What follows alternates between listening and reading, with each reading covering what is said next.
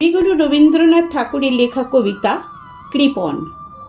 আমি ভিক্ষা করে ফিরতেছিলেম গ্রামের পথে পথে, তুমি তখন চলেছিলে তোমার স্বর্ণরথে। অপূর্ব এক স্বপ্ন সম লাগতেছিল চক্ষে মম। কি বিচিত্র শোভা তোমার, কি বিচিত্র সাজ। আমি মনে ভাবতেছিলেম এ কোন মহারাজ। আজি শুভক্ষণে রাত পোহালো, ভেবেছিলেম তবে আজ আমারে দাঁড়ে দাঁড়ে ফিরতে নাহি হবে।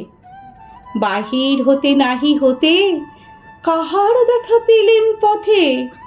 চলিতে রথ ধনু ধান্য ছড়াবে দুই ধারে। মুঠা মুঠা কুড়িয়ে নেব নেব ভারে ভারে।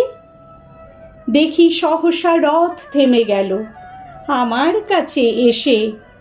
আমার মুখ পানে চেয়ে নামলে তুমি হেসে।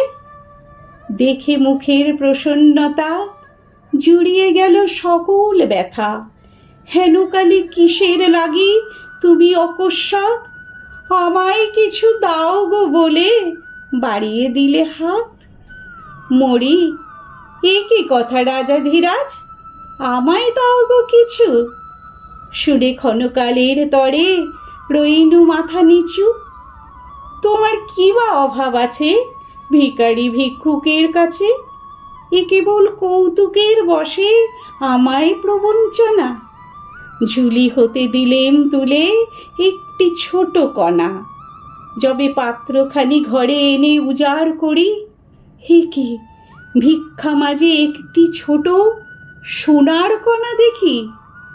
দিলেম যার আজ ভিখারি রে, স্বর্ণ হয়ে এলো ফিরে। তখন কাঁদি চোখের জলে দুটি নয়ন ভরে। তোমায় কেন দেইনি আমার সকল শূন্য করে।